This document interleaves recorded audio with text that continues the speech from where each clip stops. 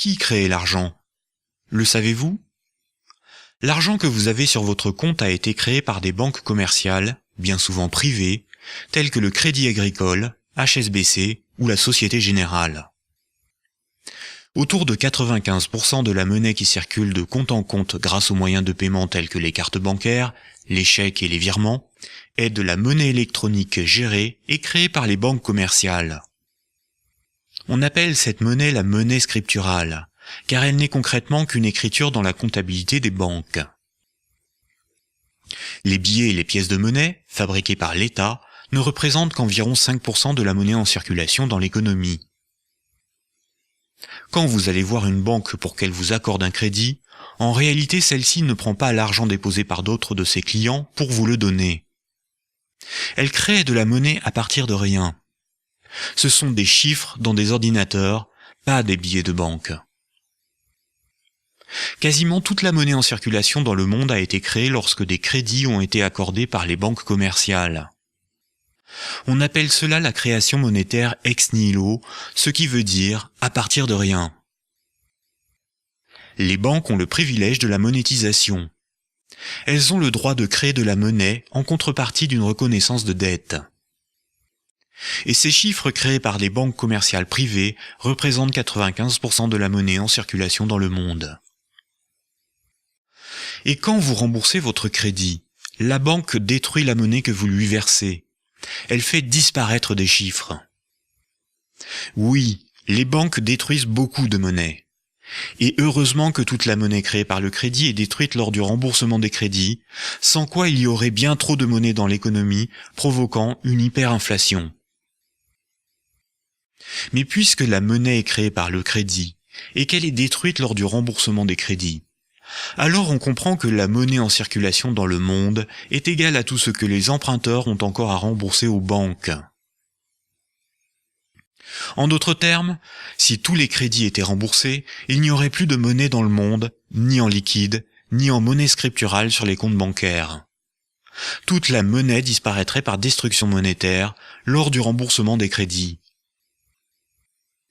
Pour se rappeler ce mécanisme, il suffit de mémoriser cette phrase. Ce sont les crédits qui font les dépôts, et non les dépôts qui font les crédits. Et ce sont les remboursements des crédits qui font disparaître les dépôts par destruction monétaire.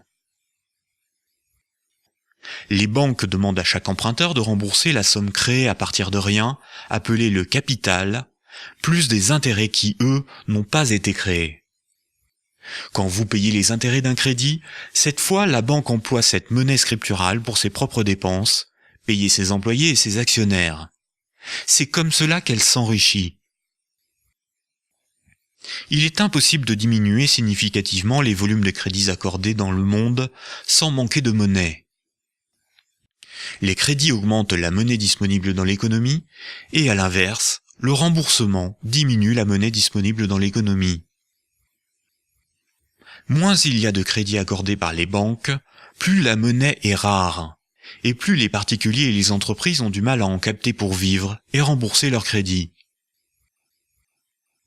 Ainsi, la seule solution pour rembourser les crédits et disposer de monnaie pour l'économie, c'est de faire toujours plus de crédits. C'est pour cela qu'il faut sans cesse consommer, fabriquer toujours plus d'immobilier, de voitures, de téléviseurs, de routes, de sorte à maintenir la demande de crédit en constante augmentation. C'est aussi pour cela que sans croissance, la monnaie disparaît. La croissance est une nécessité de notre système monétaire. Sans croissance, il se fait moins de crédit, et la pauvreté s'installe par manque de monnaie. L'ensemble de l'humanité est obligé de produire toujours plus de richesses, quitte à détruire l'environnement. C'est une forme d'esclavage par la dette. Sans cette obligation, probablement que les humains préféreraient faire autre chose que d'être dans une course sans fin pour produire et consommer toujours plus. Car grâce aux intérêts sur la dette, la finance est assurée d'avoir les moyens de ponctionner une partie de ces richesses que les agents non bancaires sont obligés de produire pour rembourser leurs dettes. Les banques ne créent pas la monnaie en fonction de l'augmentation de la population ou pour résorber la pauvreté. Elles créent la monnaie uniquement en fonction des opportunités qu'elles ont de s'enrichir. Les intérêts permettent aux banques et à leurs actionnaires d'acheter des usines, des propriétés, des biens matériels. Le bien-être ou l'équité sociale ne les intéresse pas, car ce ne sont pas des richesses que les banques peuvent s'accaparer grâce à la création monétaire et aux intérêts. À l'origine, la création monétaire était un privilège régalien. Durant des siècles, celui qui créait la monnaie était le monarque, le roi ou l'État. L'ensemble de son peuple était endetté de manière infinie envers lui en échange de ses services et de sa protection.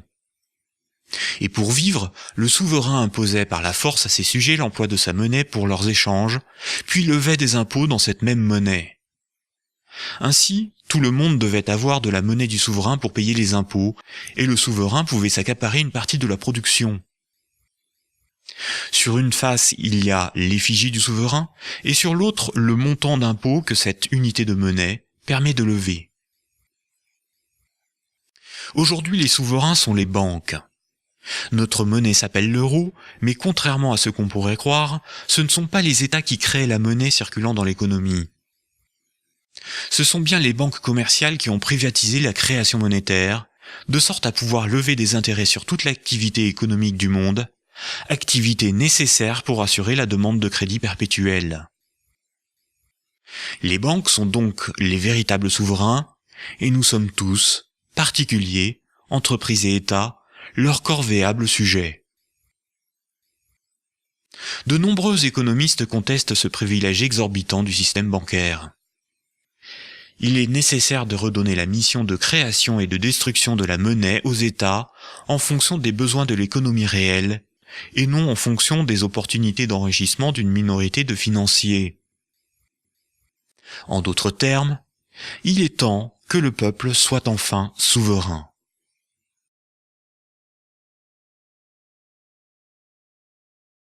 Cette dette perpétuelle maintient un système de culpabilité, c'est-à-dire qu'on est maintenu dans le fait qu'on doit payer, qu'on doit rembourser, qu'on est là pour travailler plus, pour payer plus et pour rembourser plus. L'argent, ce qu'on appelle l'argent, qui est créé par les banques tous les jours, en fait, ça devrait être un bien public. Or, c'est devenu un bien privé. L'argent, c'est un peu comme l'air qu'on respire. C'est ce qui nous permet de vivre, hein, l'argent.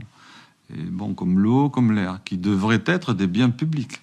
Le jour où l'air est privatisé, vous allez être très malheureuse. Hein. Il va falloir que vous mettiez des pièces de 1 euro pour avoir votre litre d'air. Et ça, c'est catastrophique.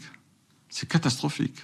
Ça veut dire que la création de ce qui vous permet de vivre est soumise à des intérêts privés. Et donc, des gens vont faire du profit sur ce qui, normalement, devrait vous permettre uniquement de faire des transactions.